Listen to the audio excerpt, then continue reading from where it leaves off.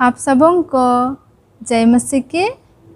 मैं भजन संहिता 121 पढ़ना चाहती हूँ। यहाँ कहता है, मैं अपनी आंखें पर्वतों की ओर लगाऊंगा, मुझे सहायता कहाँ से मिलेगी।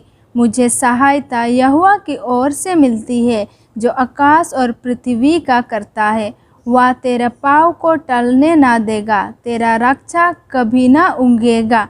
सुन, इज़राइल का रक्षक न उगेगा और न सोएगा।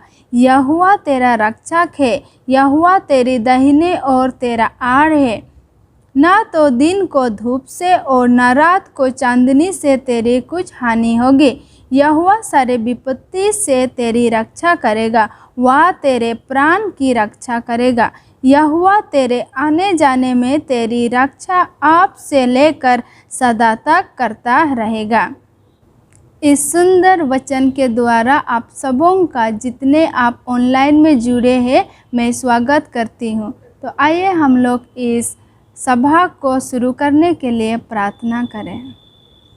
सर्वशक्तिमान महान जीवित पिता परमेश्वर, प्रभु, हम आपके चरणों तले आते हैं विश्वास और भरोसा के साथ।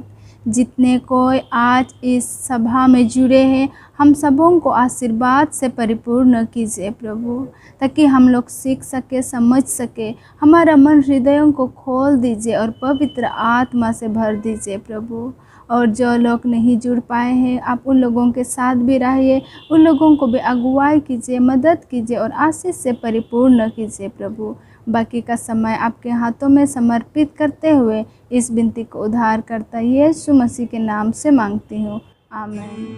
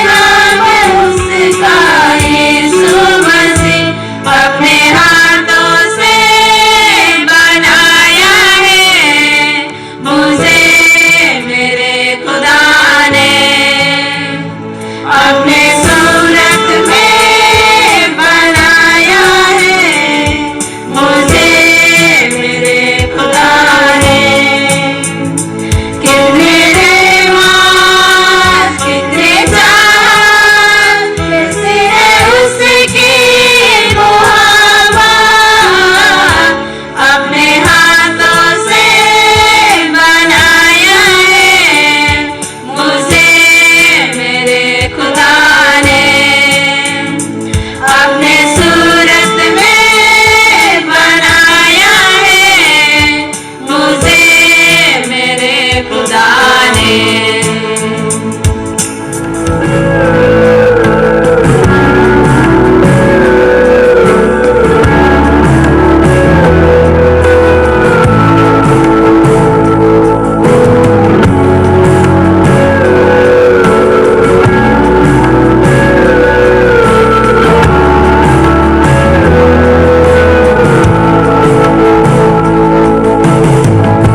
यीशु मसीह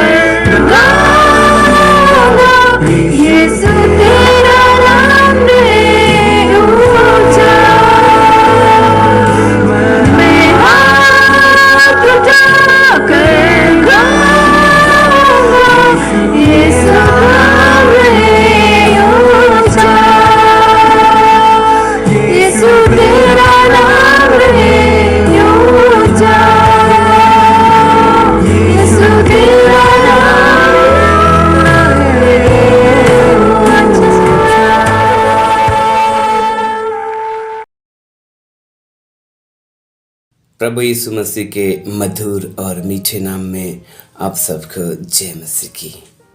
मैं प्रभु का धन्यवाद देता हूँ सुंदर समय के लिए कि प्रभु ने मेरे जीवन में एक सुंदर समय दिया कि मैं अपने गवाही को आप लोग के सामने बता सकूं। मेरा नाम शरद कुमार बंसारे है। छत्तीसगढ़ के विलासपुर में मैं रहता हूँ।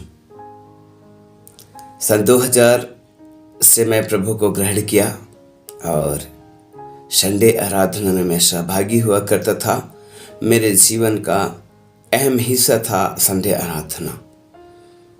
संडे आराधना में मैं जाता तो था, मगर मेरे मन संडे आराधना में नहीं लगता था। संडे आराधना में जाके जो कुछ मैं सीखता था वही मैं लोगों को बताया करता था। मैं अपने नौकरी के साथ साथ प्रभु का सेवा करता था। मुझे लगता था कि मैं सच्चाई का बहुत दूर हूँ, या बाइबल में सच्चाई तो है जिससे मैं अनभिज्ञ हूँ। मैं सच्चाई के तलाश में रहता था। एक रोज मैं मोबाइल के माध्यम से सेवंथ डे एडवेंटिस्ट का जीवन धारा प्रोग्राम को सुना। जैसे जीवन धारा प्रोग्राम को सुना, मुझे लगा कि मैं सचमुच सच्चाई के बहुत नज़दीक हूँ और जीवन धारा प्रोग्राम को मैं लगातार सुनते गया। एक रोज़ मुझे लगा कि मैं जीवन धारा प्रोग्राम देने वाले भैया से बात करूं, और मेरा बात मिस्टर मॉरिस से हुआ। जब मिस्टर मॉरिस से हुआ तो मैंने अपने सारे बात को मिस्टर मॉरिस से कह सुनाया। तब मिस्टर मॉरिस मुझे बाइबल के सच्चाई के बारे में बताया। मुझे लगा वाकई मैं बाइबल के सच्चाई में चल रहा हूँ, और 2 से 3 साल मिस्टर मॉरिस मुझे बाइबल से अगुवाई करते रहा। 2-3 साल के बाद मिस्टर मॉरिस मुझे सबत आराधना के विषय में बताया। जिस दिन मैं सबत आराधना के विषय में सुना, मुझे लगा सच्चाई यही है जिससे मैं अनभिज्ञ था, और मैं उसी दिन अपने आप से निर्णय किया कि मैं प्रभु का सेवा करूंगा और अपने नौकरी को छोड़ने का निर्णय लिया। कुछ दिन के बाद मैं अपने नौकरी छोड़ दिया और परमेश्वर की सच्चाई बात का सेवा करने लगा। मैं धीरे धीरे मैं आगे बढ़ते गया। एक रोज मुझे लगा seventh day Adventist church Bilaspur में होगा। मैंने ढूंढना स्टार्ट किया और मुझे बिलासपुर सेवंथ डे एडवेंटिस्ट का चर्च मिला। उस चर्च के माध्यम से मेरा मुलाकात सर नरेश टुडू से हुआ, और नरेश टुडू ने बाइबल की कुछ सच्चाई के बात मुझे बताया, और मैं बाइबल में आगे बढ़ते गया। एक रोज़ मुझे सर नरेश टुडू ने मोबाइल में जुड़ने के लिए एक लिंक भेजा। जैसे मैं उस लिंक में जुड़ा हूँ, मैं उस लिंक में रोनाल्डो सर का मैसेज सुना। जैसे रोनाल्डो सर का मैसेज सुना, मेरा जीवन मानो बदल गया। उस दिन मैंने सचमुच एक नया जीवन को महसूस किया, और वो वचन मेरे जीवन में काम किया, और अपने आप को मैं उस दिन पाया कि मैं सच्चाई के नज़दीक में हूँ, और सच्चाई को मैंने पा गया है। और जब बातें हुआ नरेश टुडू सर से, मुझे सच्चाई के बारे में बताते गया, और रोनाल्डो सर का ये मैसेज मुझे बहुत प्रभावित किया, और आज मैं प्रभु में हूँ और सेवंथ डे एडवेंटिस्ट चर्च के एक विश्वासी के रूप में हूँ, और उसी में मैं काम कर रहा हूँ। आप सब मेरे लिए प्रार्थना करें। आप सबको जय मसीह की।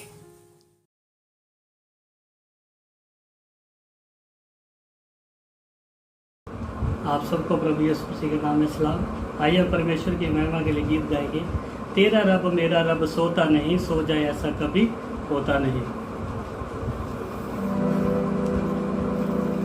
तेरा रब मेरा रब सोता नहीं, सो जाए ऐसा कभी होता नहीं। तेरा रब मेरा रब सोता नहीं, सो जाए ऐसा कभी होता नहीं। कभी उगता नहीं सदा जागता है वो, कभी उगता नहीं सदा जागता है वो। गिरने वालों को भी संभालता है वो, गिरने वालों को भी संभालता है वो।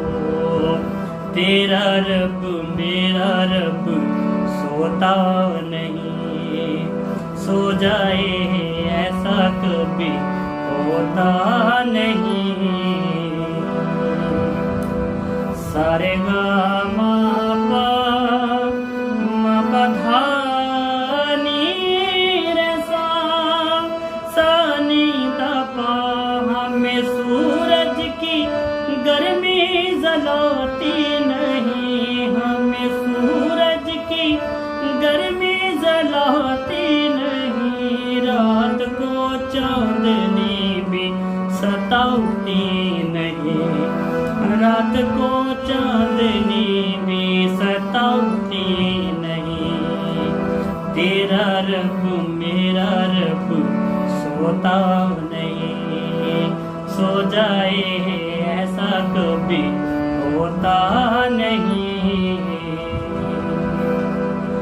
मौत की वादियों से गुजर हूँ मेरा, मौत की वादियों से गुजर हूँ मेरा।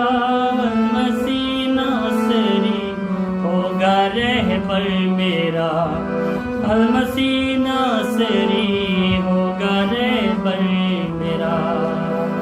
तेरा रब मेरा रब सोता नहीं, सो जाए ऐसा कभी होता नहीं।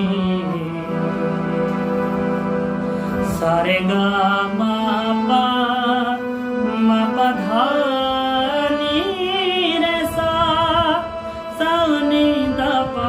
हमने रहमत के चश्मों से पानी पिया, हमने रहमत के चश्मों से पानी पिया।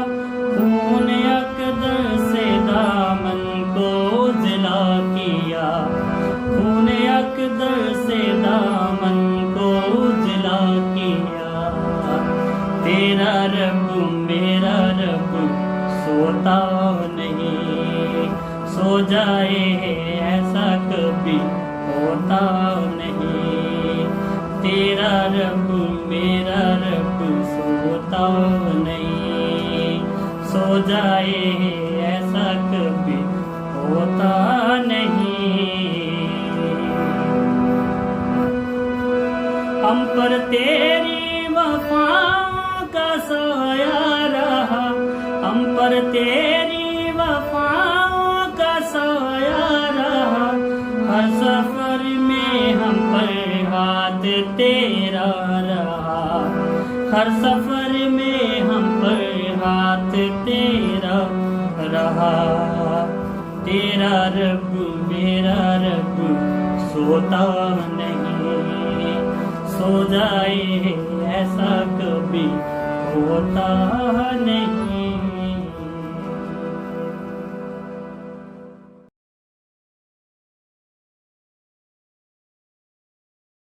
मैं ईश्वर पिता का धन्यवाद देता हूँ जिन्होंने ये सुंदर मौका मुझको आज शाम के समय जब हम सबत का शुरुआत करते हैं, सबत का स्वागत करते हुए, और जितने कोई आज के सभा में यहाँ वहाँ से जुड़े हैं उन सबों का भी मैं स्वागत करता हूँ। और विशेष करके NIU को धन्यवाद देता हूँ कि जिन्होंने मुझको ये मौका दिया कि विश्व मीटिंग में मैं परमेश्वर का वचन इस सभा के द्वारा लोगों से बांट सकते हैं। मैं सभा के आरंभ में प्रार्थना करना चाहता हूँ। आइए हम सर झुका प्रार्थना करें। हे हमारे प्रेमी प्रभु परमेश्वर, आपका धन्यवाद देते हैं कि आपने ये सुंदर मौका दिया जबकि हम तेरे वचन के द्वारा एक दूसरे के साथ जुड़ सकते हैं और एक दूसरे को ऊपर उठा सकते हैं। तेरे वचन के द्वारा हम आशीषित किए जाएं, तेरा वचन हो, तेरा मुंह हो और सब हम तेरे सब लोग आशीष पाने वाला हो सके। पापों को क्षमा कर, सभा का भार ले। यीशु के नाम से प्रार्थना मांगते, दया कर, सुनो, ग्रहण कर, आमीन। आज शाम के समय मैं आप सबों का ध्यान दाऊद की पुस्तक भजन संहिता की ओर आकर्षित करता हूँ और भजन संहिता के 146 अध्याय में आप सबों का ध्यान आकर्षित करता हूँ। और यहाँ इस प्रकार लिखा हुआ है, यह की स्तुति करें, यह की स्तुति करो, हे मेरे मन यहोवा का स्तुति कर। दाऊद सबों से कहता है कि आइए हम यहोवा की स्तुति करें, और वो खुद से भी कहता है कि हे मेरा मन परमेश्वर की स्तुति कर, क्योंकि दाऊद अपने में भी बहुत श्योर नहीं था, बहुत निश्चय नहीं था कि वह पूरी रीति से यहोवा पर भरोसा करता है, क्योंकि उसके बीते दिनों के कुछ जीवन के आधार पर देखे थे कि वो चूक गया था, और चूक जाने से वो परमेश्वर के सामने कमज़ोर हो गया था, और इस कारण उस कमजोरी को स्मरण करते हुए कहता है कि हे मेरे मन, जो मन चंचल और इधर उधर भागता है और इधर उधर बहकाने की ओर ले जाता है, उस मन से कहता है कि हे मेरे मन यहोवा की स्तुति कर, हे मेरे मन यहोवा की स्तुति कर। यहाँ भजन संहिता के पुस्तक में आगे कहते हैं 2 पद में, मैं जीवन भर यहोवा की स्तुति करता रहूँगा, जब तक मैं बना रहूँगा तब तक मैं अपने परमेश्वर का भजन गाता रहूँगा। परमेश्वर की स्तुति, परमेश्वर का महिमा एक पल एक क्षण के लिए नहीं, लेकिन दाऊद करता है कि जब तक वो बना रहे, जब तक वो इस दुनिया में है, जब तक वो ईश्वर जिंदा है, वह ईश्वर से विनती करता है और कहता है कि, और अपने मन से कहता है कि हे मेरे मन यहोवा की स्तुति कर। और कब तक स्तुति कर? जब तक वो जिंदा है। तो इस वक्त भजन संहिता 146 जो दाऊद का गीत है, उसको हम गीत के रूप में सुनेंगे, और उसका हम 146 का पहला और दूसरा पद हम गीत के द्वारा हम गाएंगे। भजन संहिता 146 जिसको कि हमने अभी पढ़ा, वो एक गीत है, और वो गीत का दाऊद अपने तरीके से गाया है, और सिय्योन की पुस्तक में इसको और दूसरे तरीके से लिखा गया है, हालेलुया, स्तुति करो हरदम यहोवा की। उसको हम गीत में गाना चाहते हैं।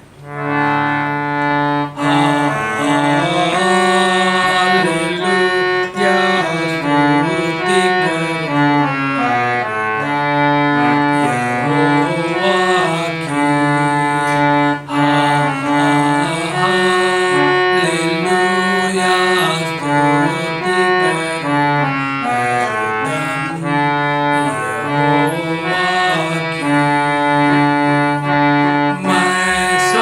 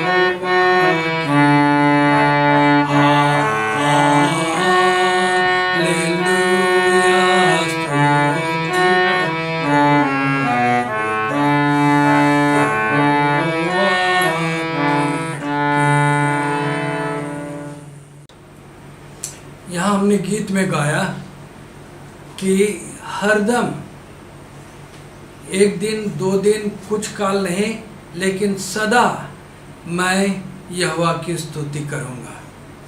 और इससे पहले मैंने बताया कि हे मेरे मन, दाऊद अपने मन से कहता है कि हे मेरे मन, तू सदा हरदम यहोवा की स्तुति कर। हरदम का अर्थ होता है सब समय, और सब समय हमको परमेश्वर से जुड़ा रहना है। दाऊद राजा परमेश्वर के साथ बचपन से जुड़ा हुआ था। राजा चुने गए थे, सौल राजा चुना गया था। इस्राएलियों की मांग थी, इस्राएलियों का इच्छा था कि अन्य जातियों के जैसा उनका भी राजा हो, और वो जो नबी था उस नबी से रिक्वेस्ट की कि ईश्वर उनके लिए राजा चुने, और सौल राजा चुना गया। और जब सौल राजा चुना गया, सौल पहला राजा था और पहला ही राजा शुरू से ही ईश्वर का विरोध काम किया। और सौल जो ईश्वर के विरुद्ध काम किया, उसके जगह में दूसरा राजा चुनना पड़ा। और दूसरा राजा कौन था? दाऊद था। और दाऊद किस प्रकार चुना गया? सामुएल से कहा गया कि जाओ कीस का घर, और कीस के घर में उसके बेटों में से एक बेटा को तुमको अभिषेक करना है। और जब सामुएल गया तो वहाँ बेटे दिखाई दिए और बेटों को अभिषेक करने के लिए तैयार हो गए, लेकिन ईश्वर उससे कहा कि रुको, अभी नहीं, और एक लड़का बाकी है। और वो लड़का कौन था? दाऊद था। और वो दाऊद जो अपने पिता का भेड़ बकरियों को चराने वाला था, जंगलों में रहता था, वो वहाँ आता है और ईश्वर उससे कहता है, सामुएल से कहता है कि इसी का क्या करो? अभिषेक करो। और दाऊद अभिषेक किया जाता है। दाऊद अभिषेक के तुरंत बाद राजा नहीं बना था। उस पीरियड में सौल ही राजा था, और सौल फिलिस्तियों के विरुद्ध लड़ाई कर रहा था, और फिलिस्ती के एक से एक राजा आकर के उसके विरुद्ध में लड़ाई कर रहे थे, और वह सबसे डरा, सभी लोगों से वो क्या था? डरा हुआ था। और उसी वक्त एक फिलिस्तियों का दानव जो गलायत के नाम से है, वहाँ आकर के इस्राएलियों को ललकारता है, और इस्राएल को ललकार के कहता है कि कौन है तुम लोग में से जो हमसे लड़ सकता है। और उसी वक्त दाऊद अपने भाइयों को देखने के लिए वहाँ पहुँचा हुआ था। और जब वह वहाँ पहुँचा हुआ था और क्या देखता है कि फिलिस्तीन इस्राएलियों को ललकार रहा है, एक अन्य जाति, एक खतना रहित व्यक्ति इस्राएलियों को ललकार रहा है, और इस्राएलियों के जीवते परमेश्वर के विरुद्ध में गंदी गंदी बातें कह रहा है, और उनको बुला रहा है कि आओ कौन लड़ सकता है। और इस सुन करके, ये सारी बातें सुन करके दाऊद को बहुत गुस्सा आया और दुखी हुआ, और वो एक दूसरे से बात करने लगा, क्या तुम लोगों के बीच में इस खतना रहित से लड़ने वाला कोई नहीं है? और कोई भी उसका उत्तर का जवाब नहीं दे सका। और ये चर्चा जो हो रही थी लोगों के बीच में, दाऊद जो उनके बीच में पूछ रहा था, ये सारी चर्चा दाऊद के पास, सौल के पास जाकर के पहुंचता है, और सौल के पास ये चर्चाएं पहुंचती है, और सौल दाऊद को बुलाता है और बुला करके उससे बातें करता है। मैं यहाँ पर पहला सामुएल उसका 17 अध्याय 31 पद से पढ़ना चाहता हूँ। यहाँ इस प्रकार लिखा हुआ है, जब दाऊद की बातों की चर्चा हुई, तब शाऊल को भी सुनाई गई, और उसने उसे बुलाया। एक्सक्यूज मी, उसने उसे बुलवा भेजा। तब दाऊद ने शाऊल से कहा, किसी मनुष्य का मन में उसके कारण किसी मनुष्य का मन उसके कारण कच्चा ना हो। यहाँ किसी मनुष्य के कारण उसका मन कच्चा ना हो। यहाँ हम पढ़ रहे थे, दाऊद सौल से कहता है कि किसी मनुष्य का मन उस गुलायत के द्वारा कच्चा ना हो। और तब आगे हम पढ़ते हैं, तेरा दास जाकर उस फिलिस्तीन से लड़ेगा। शाऊल ने दाऊद से कहा, तू जाकर उस फिलिस्ती के विरुद्ध युद्ध नहीं कर सकता, क्योंकि तू तो लड़का ही है और वह लड़कपन ही से योद्धा है।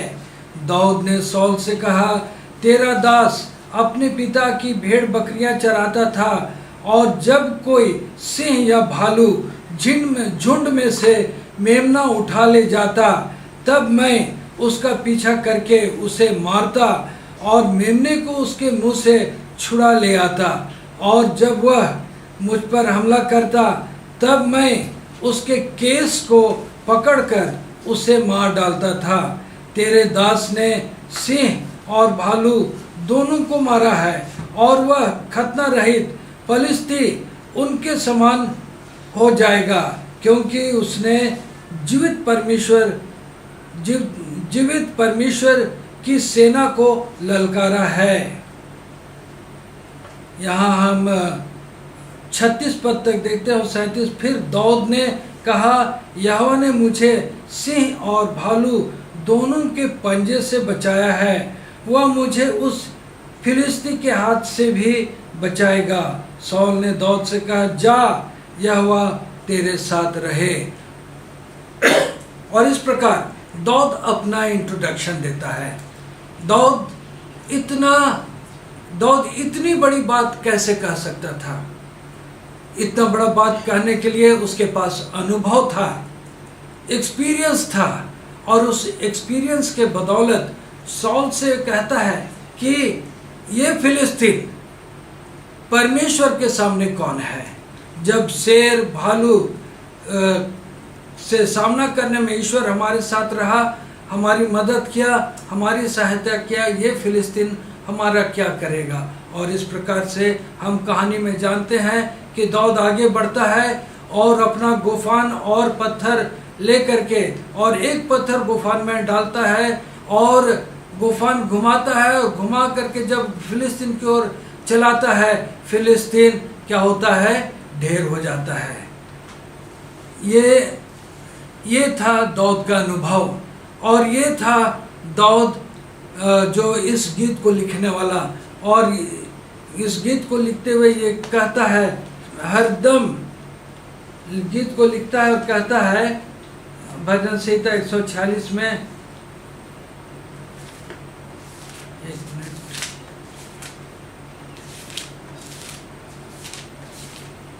भजन संहिता 146 में लिखता है, हे मेरे मन यहोवा का स्तुति कर, मैं जीवन भर यहोवा की स्तुति करता रहूंगा। जब तक बना रहूंगा तब तक मैं अपने परमेश्वर का भजन गाता रहूंगा, हरदम हर समय। और दाऊद की संगति परमेश्वर के साथ सदा की संगति थी, और चूंकि दाऊद का संगति परमेश्वर के साथ सदा का था, उसको किसी चीज का डर नहीं था, और वह किसी भी मुसीबत को ईश्वर के साथ सामना करने के लिए तैयार रहता था।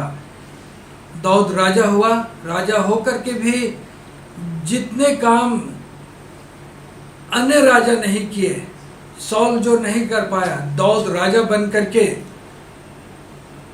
इतनी लड़ाई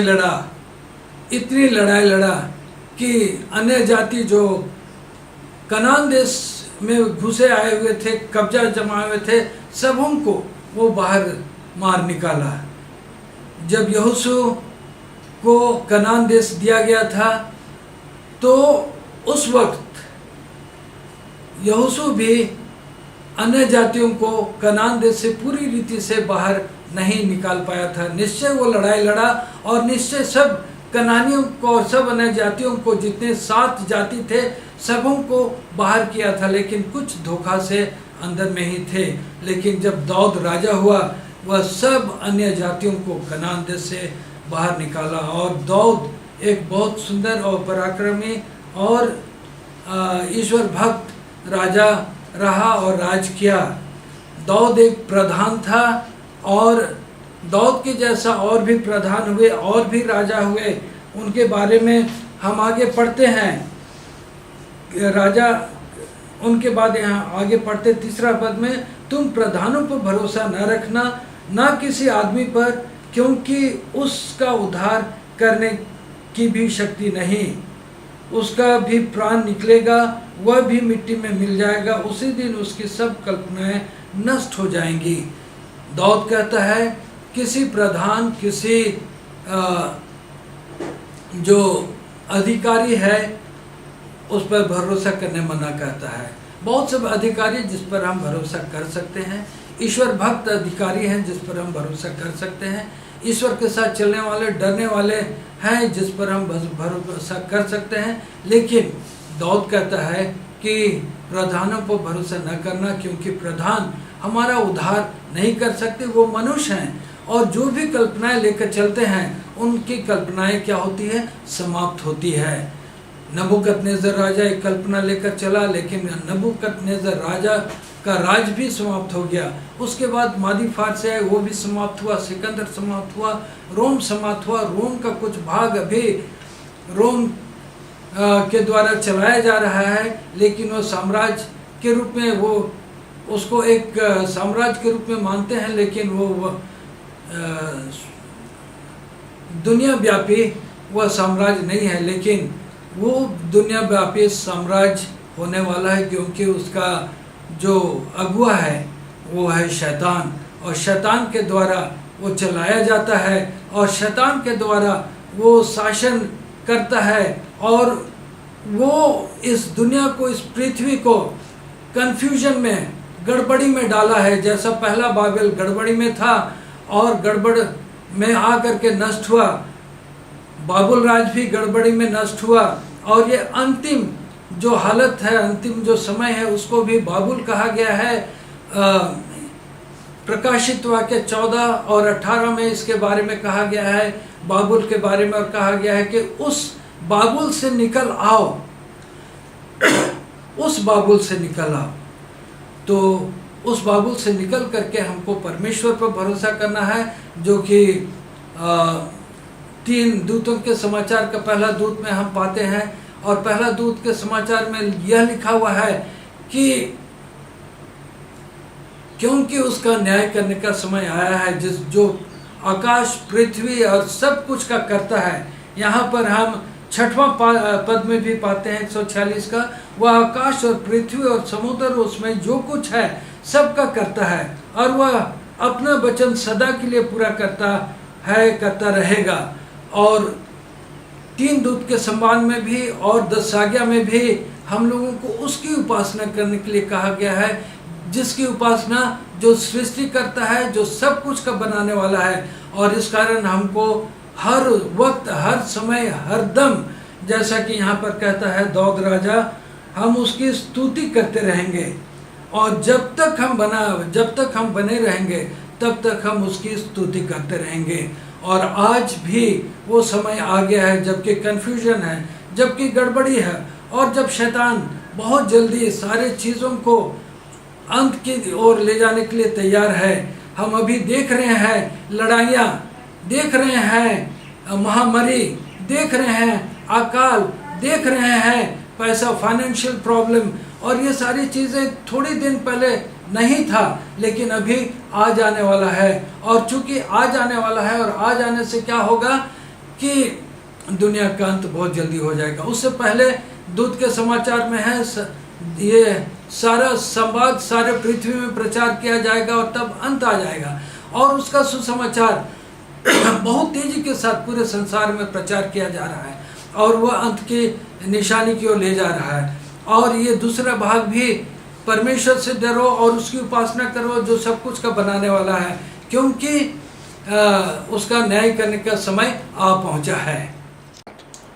अंत के समय के विषय हम लोग सुनते आए हैं जमाने से कि अंत का समय होगा, अंत का समय होगा, और अंत का समय हम अभी देख पाते हैं कि जितनी घटनाएं यीशु मसीह के द्वारा लिखा गया है, लड़ाइयाँ, भूकंप, महामारी, ये सारी चीज़ें एक के बाद एक पूरा हो रहा है। और आज जो मॉडर्न और आज के युग में जो कि तकलीफ हो रहा है, एक दूसरे किस्म का तकलीफ जो कि फाइनेंशियल प्रॉब्लम, जो इसको हम कहते हैं आर्थिक तंगी, आर्थिक अवस्था, और आर्थिक अवस्था एक एक देश का बिगड़ते जाएगा और वो तकलीफ में पड़ेंगे, और इस प्रकार से वो तकलीफ में पड़ते हुए देश कमज़ोर हो जाएगा और बुराई और तकलीफ के द्वारा एक दूसरे पर हमला और लड़ाई होगा, और बहुत सारी चीज़ें जो कुछ ही दिनों के अंदर जो हम सोचे भी नहीं थे, ये सारी घटनाएं घटने वाली है। क्या हम परमेश्वर के साथ हैं?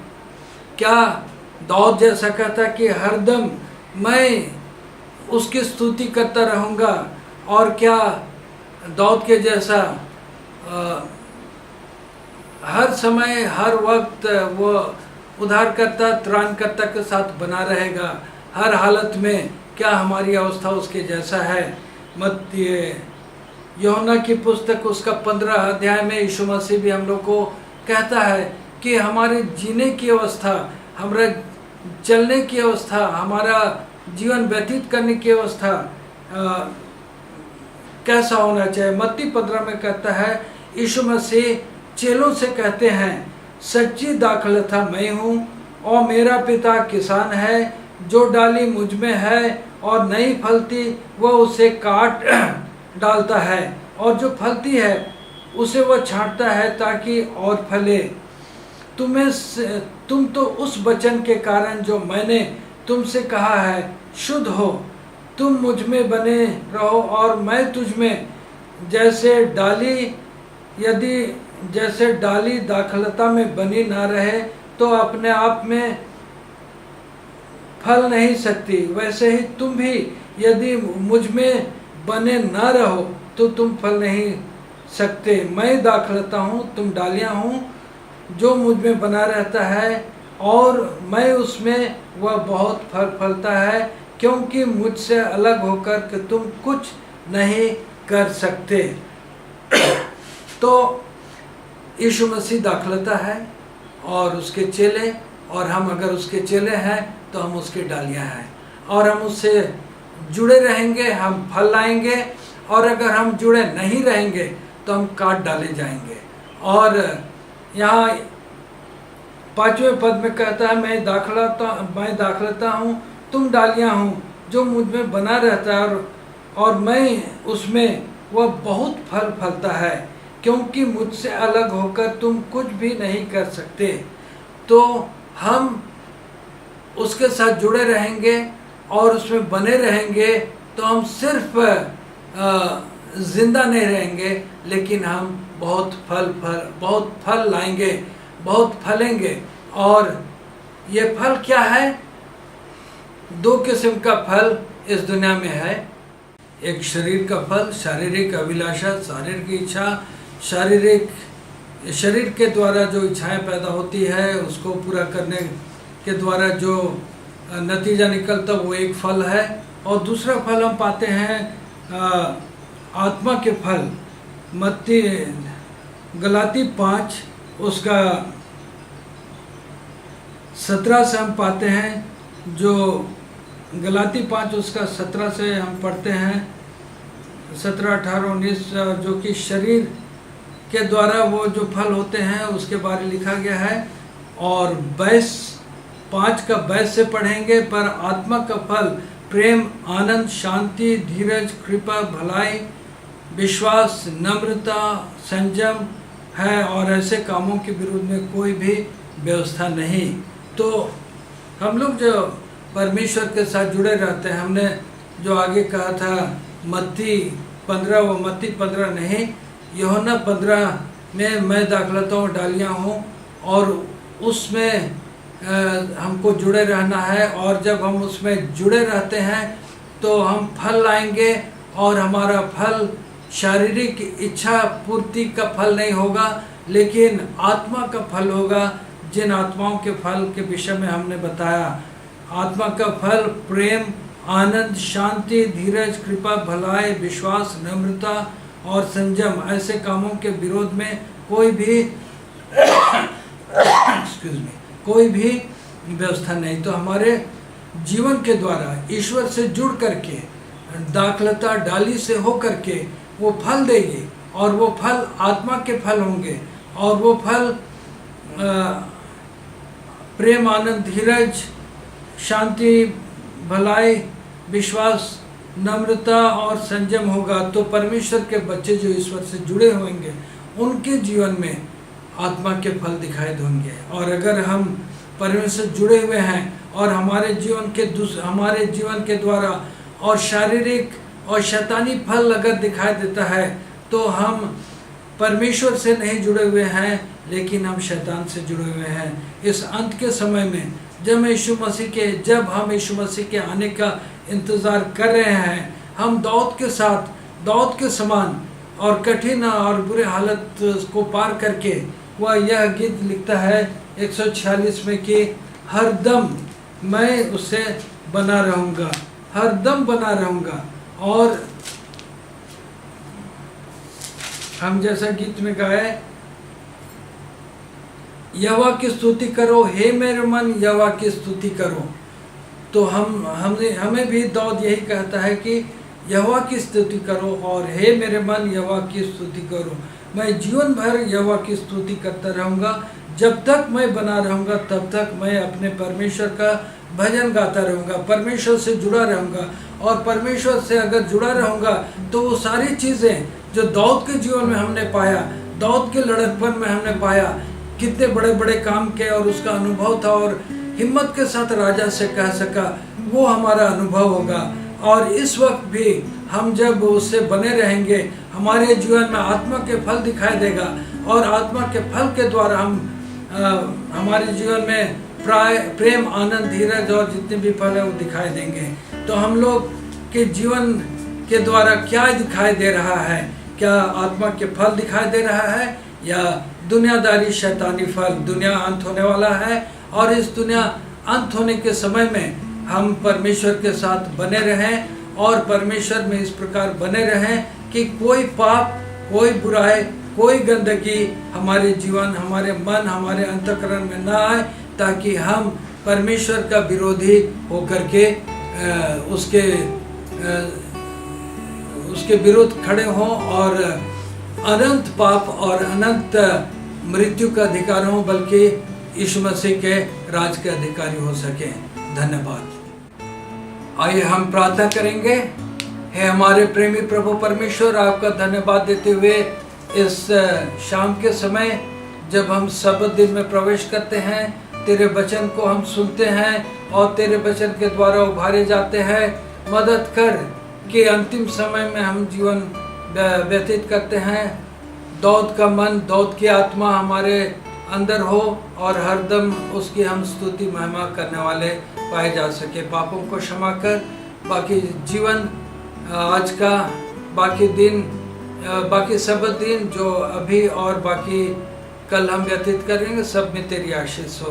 हमारी मंडली, हमारे भाई, हमारे कलीसिया, बीमार दुखी जितने लोग हैं, तकलीफ में हैं, सब पर तू अपनी चंगाई रूपी हाथ बढ़ा करके चंगाई बख्श दे, और सबको तू अपने आत्मा का दान दे कि तुझ में हम फिर से जागृत होकर के तेरे आत्मा के द्वारा उभारे जाकर अंतिम समय में शैतान के विरुद्ध खड़े होने वाले हो सके और शैतान को मार भगाते हुए अपने आप को तेरा दास बनाते हुए तेरे राज के अधिकारी हो सके।